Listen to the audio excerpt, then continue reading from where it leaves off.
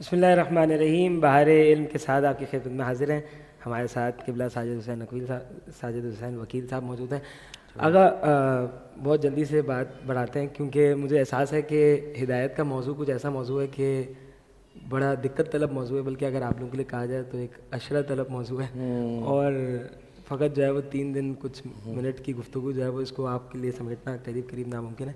اگر اچھی بات تو یہ ہوئی کہ آپ نے بہار قرآن میں میرے سوال کا پہلا مرحلہ تو آپ نے وہیں حل کر دیا.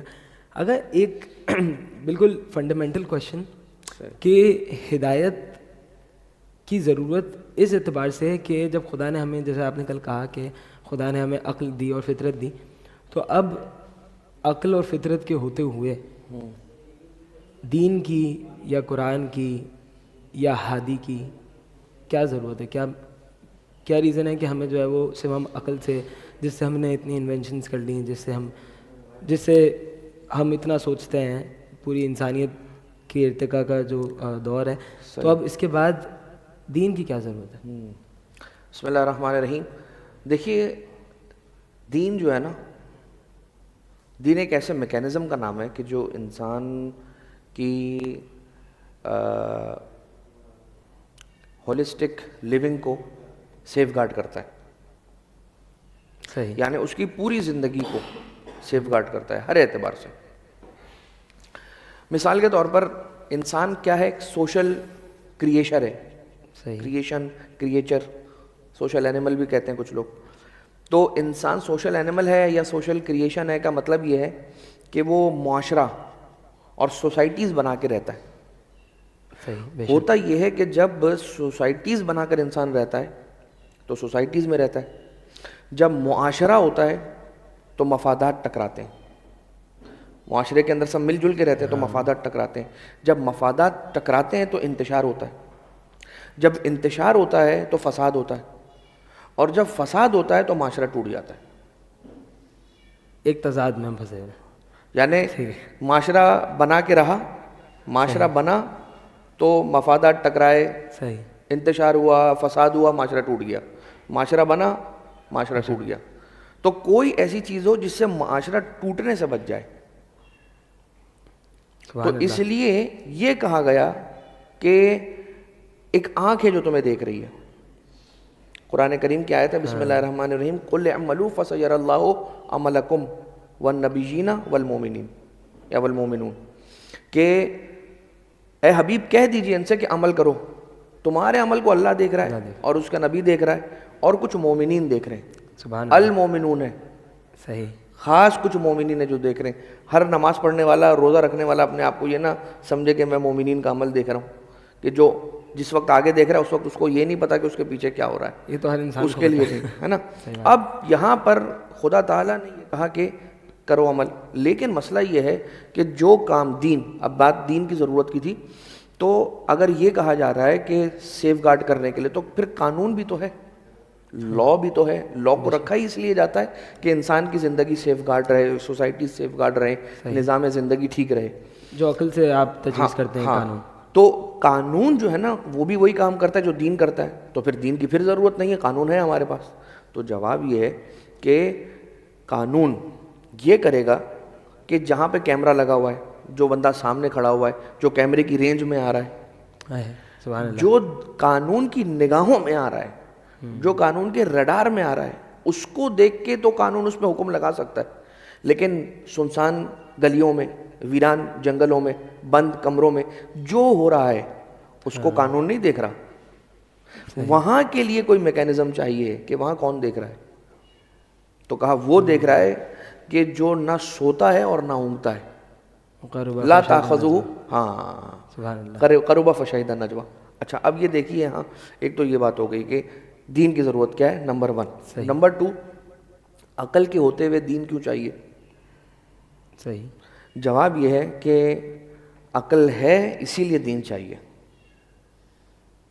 کیونکہ عقل کو کل ہم نے آپ کی خدمت میں کیا کہا کہ عقل کوئی تربیت یافتہ چیز کا نام نہیں ہے. عقل ایک ٹول ہے کہ جو ہدایت کو یوز کرتا ہے اپنے یوزیبل ہونے کے لیے، ورنہ عقل یوزیبل ہی نہیں ہے. عقل کا کیا کام ہے؟ عقل کا کام ہے سٹوریج کرنا. صحیح. عقل کا کام ہے گیدر کرنا انفارمیشن کو. جو گیدرڈ انفارمیشن ہے اس کو انفارمیشن کہا جاتا ہے, اس کو نالج اور وزڈم نہیں کہا جاتا ہے. سبحان اللہ, سبحان اللہ. معلومات اور ہے, علم اور ہے. صحیح. انفارمیشن کو اور معلومات کو علم تھوڑی کہا جاتا ہے. علم تو نور ہے, بے شک. اور یہ نور جو ہے یہ اسپریچول چیز ہے. ہاں, تو مطلب یہ ہوا کہ عقل جو ہے نا, خالی عقل کسی کام کی نہیں ہے, اور انسان خالی عقل کے اوپر بس اپنی اس عقل کے اوپر فخر کرتا ہے اور کہتا ہے کہ یار میرے پاس عقل ہے. تو یہ جو آپ کی عقل ہے یہ کسی نہ کسی چیز کے اوپر تو استوار ہوئی ہے نا.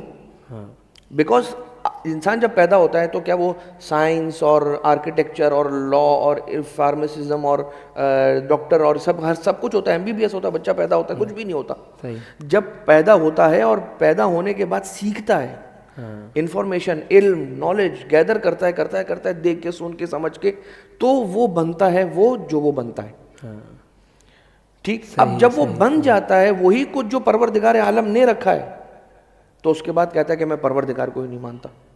یعنی خدا کا دیا ہوا علم دے کر عالم بنتا ہے اور اس کے بعد کہتا ہے کہ میں خدا کو ہی نہیں مانتا. ہاں. اور اگر وہ خدا کے دیے ہوئے علم کو نہ لے تو پھر وہ جو پیروی کر رہا ہوتا ہے وہ ایک گمان کی پیروی کر رہا ہوتا ہے. تو احسان تو بالکل یہی بات, گمان کی پیروی کر رہا ہوتا ہے. بالکل صحیح کہا آپ نے. ہاں, یعنی وہ ایک ایسا ایلیوژن ہے. مثال کے طور پر جو لوگ کہتے ہیں کہ عقل کافی ہے میرے لیے, لاجک, ہر بات کو لاجک سے ثابت کرتا ہے اور کہتا ہے مجھے بھائی اس چیز کی لاجک دے. میں دین نہیں مانتا, نعوذ باللہ, میں مانتا ہوں لاجک کو. صحیح ہے. جو بات لاجک سے ثابت ہوگی وہ میں مانوں گا, جو بات لاجک سے ثابت نہیں ہوگی وہ میرے لیے کسی کام کی نہیں ہے. ایسے بہت لوگ. ٹھیک ہے. تو جو یہ کہتا ہے کہ اگر لاجک ہے مولانا آپ کے پاس تو میرے سے بات کریں آپ, اور آپ کے پاس لاجک نہیں ہے تو مجھے یہ مت بتائیں کہ امام جعفر صادق علیہ السلام نے کیا کہا اور امام باقر علیہ السلام نے کیا کہا. نعوذ باللہ من ذالک, یہ بہت غلط اپروچ ہے. اس لیے کہ علم کا وہی تو اصل ذریعہ ہے.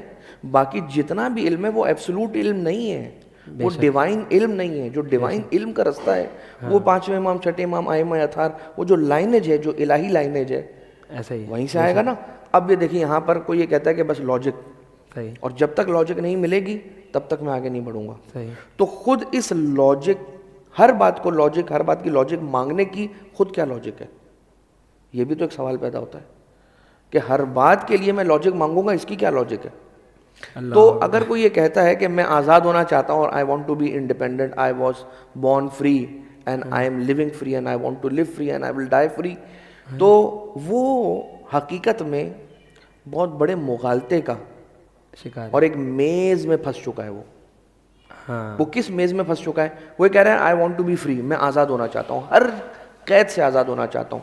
میں نبیوں کی قید سے, اماموں کی قید سے, قرآن کی قید سے, اللہ کی قید سے, دین مذہب کی قید سے, ساری قیدوں سے آزاد ہونا چاہتا ہوں.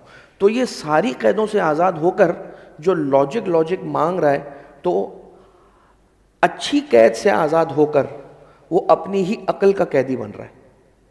سبحان اللہ. آزاد تو وہاں بھی نہیں ہو رہا نا, وہاں پہ وہ فری تو ہو ہی نہیں رہا, وہ انڈیپینڈنٹ تو ہو ہی نہیں رہا.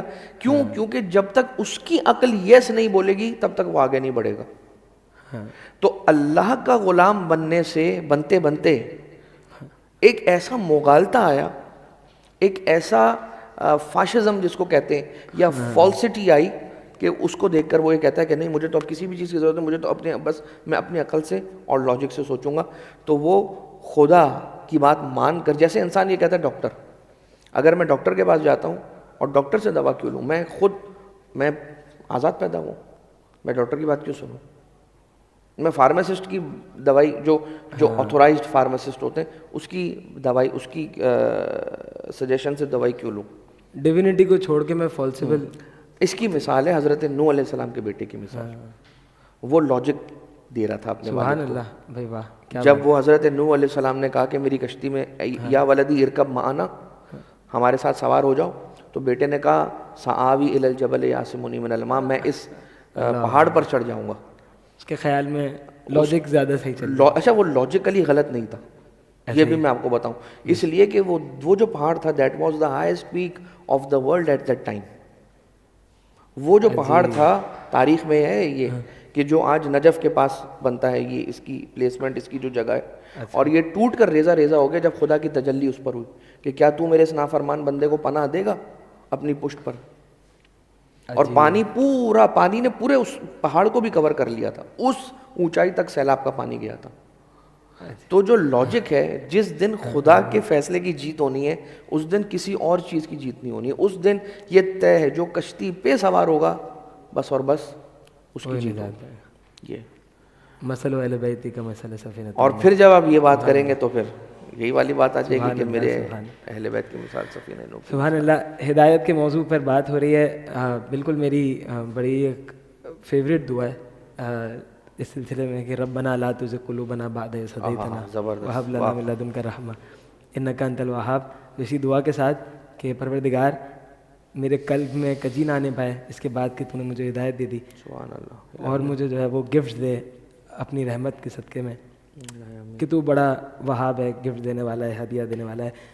اسی دعا کے ساتھ اس پروگرام کو اختتام کرتے ہیں. آپ سے اجازت چاہتے ہیں, انشاءاللہ کل پھر ملاقات ہوگی. تب تک اپنا خیال رکھیے گا. وآخر دعوانا ان الحمد للہ رب العالمین.